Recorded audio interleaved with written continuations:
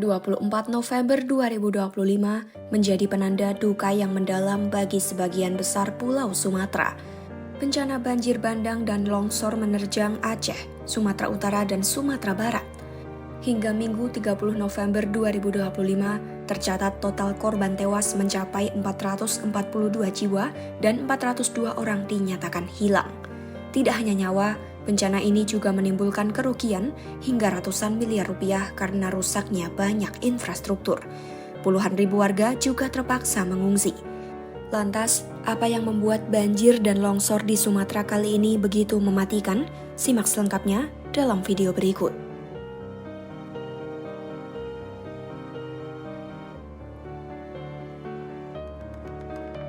Para pakar dari Fakultas Ilmu dan Teknologi Kebumian FITB, ITB, menyoroti peristiwa ini.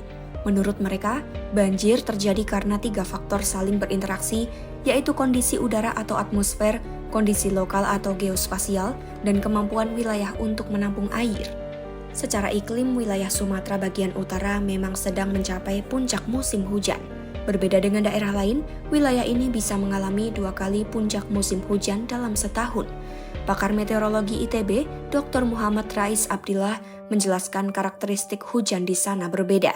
Saat ini, wilayah Tapanuli memang sedang mengalami puncak musim hujan tahunannya.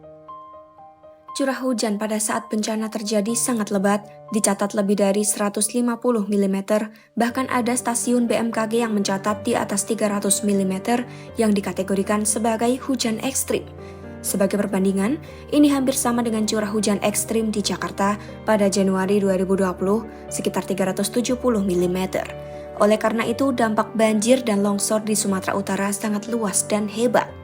Dr. Rais menyebut hujan ekstrim diperkuat adanya pusaran udara atau sirkulasi siklonik atau vortex di sekitar Sumut sejak 24 November 2025. Vortex ini berkembang menjadi siklon tropis Senyar di Selat Malaka. Meskipun tidak sangat kuat, siklon ini efektif menambah uap air, memperkuat pembentukan awan, dan membuat hujan lebih luas di Sumut. Selain itu, ada pengaruh fenomena udara skala kecil dan besar lainnya, termasuk indikasi cold surge vortex atau embusan angin kuat dari utara yang membawa udara lembab. Semua kondisi ini secara bersamaan meningkatkan intensitas hujan dan risiko banjir. Selain faktor udara, pakar geospasial ITB menyatakan kerusakan lingkungan, perubahan fungsi lahan, dan menurunnya kemampuan wilayah menampung air adalah faktor utama yang memperparah banjir. Dr. Heri Andreas dari ITB menjelaskan, banjir bukan hanya soal hujan, tapi bagaimana tanah menerima dan menyerap air. Air akan meresap ke tanah alias infiltrasi atau mengalir di permukaan alias runoff. Proporsi keduanya sangat ditentukan oleh kondisi tanah dan tutupan lahan. Kawasan alami seperti hutan dan rawa jauh lebih mampu menyerap air dibandingkan dengan lahan yang sudah dijadikan pemukiman atau perkebunan.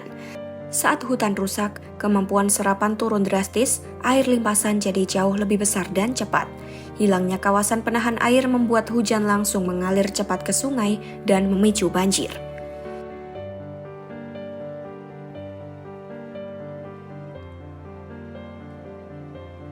Data Badan Nasional Penanggulangan Bencana BNPB menunjukkan bencana akibat cuaca selalu mendominasi jumlah bencana di Indonesia setiap tahun.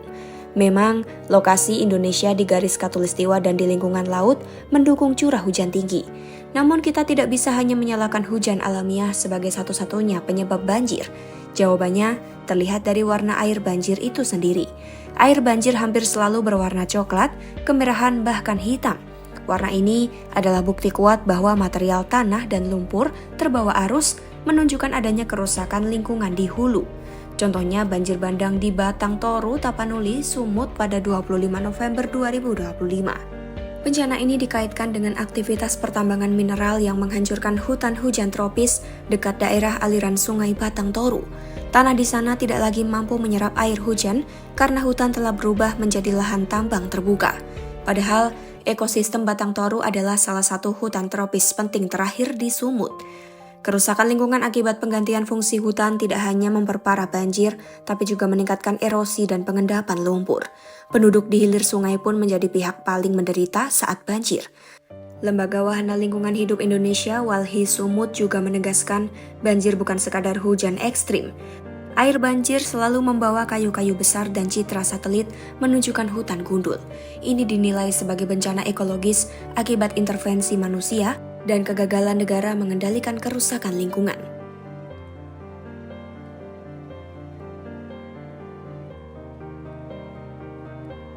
Hingga 30 November 2025, BNPB mencatat akumulasi korban jiwa banjir dan longsor di Aceh, Sumut, dan Sumbar mencapai angka sangat tinggi.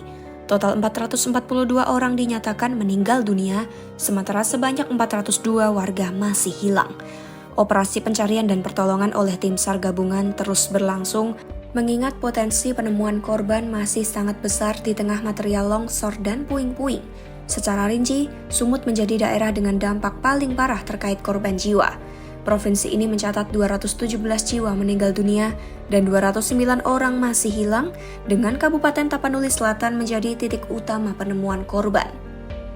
Sementara itu, Sumbar melaporkan 129 orang meninggal dan 118 warga hilang, di mana Kabupaten Agam menjadi wilayah paling terdampak di provinsi tersebut. Kondisi di Sumbar sendiri dikabarkan mulai berangsur pulih seiring berhentinya hujan. Di Aceh, jumlah korban meninggal juga mengalami penambahan mencapai 96 jiwa, dengan 75 orang lainnya masih dalam pencarian. Korban ini tersebar di 11 dari total 18 kabupaten atau kota yang terdampak bencana. Lalu, upaya apa saja yang sudah dilakukan pemerintah? Pemerintah Indonesia melalui BNPB, Kementerian dan TNI atau Polri segera melakukan upaya tanggap darurat. Fokus utama adalah operasi pencarian dan pertolongan selama 24 jam yang dipimpin Basarnas, dibantu oleh ribuan personel TNI dan Polri, di mana Polri sendiri mengerahkan 87.924 personel secara nasional. Operasi ini menggunakan fasilitas khusus seperti anjing pelacak dan kapal patroli untuk mempercepat pencarian korban hilang. Untuk mengatasi isolasi wilayah akibat rusaknya akses darat, distribusi logistik dipercepat melalui udara dengan menggunakan helikopter dan pesawat ke titik-titik sulit jangkauan di Aceh dan Sumut. Pemulihan jaringan komunikasi yang krusial ditangani dengan memasang 28 unit jaringan Starlink dan genset. Kebutuhan dasar warga dipenuhi melalui 4 dapur umum oleh BNPB dan Kemensos serta 28 dapur lapangan oleh Polri. Sementara Pertamina berupaya mengamankan pasokan BBM. Setelah fase darurat, pemerintah mulai melakukan pemetaan kerusakan infrastruktur untuk mempercepat rehabilitasi. Presiden Prabowo Subianto dan menteri terkait pun telah menyampaikan duka cita dan berjanji segera mengevaluasi kebijakan praktik penebangan hutan liar dan alih fungsi lahan. Bencana banjir dan longsor di Sumatera menunjukkan skala kerusakan yang terjadi bukan hanya dipicu oleh faktor alam seperti hujan ekstrim yang diperkuat oleh siklon tropis, tetapi bencana ini juga disebabkan oleh kehilangan daya serap air akibat degradasi lingkungan di hulu seperti deforestasi. Kerugian besar dalam hal korban jiwa dan infrastruktur telah mendorong pemerintah untuk fokus pada upaya darurat. Bencana ini juga mendorong adanya komitmen untuk mengubah dan mengevaluasi kebijakan alih fungsi lahan sebagai solusi mitigasi jangka panjang. Tinggalkan pendapatmu di kolom komentar, pantau terus perkembangan bencana banjir dan longsor di Sumatera hanya di YouTube Kompas.com.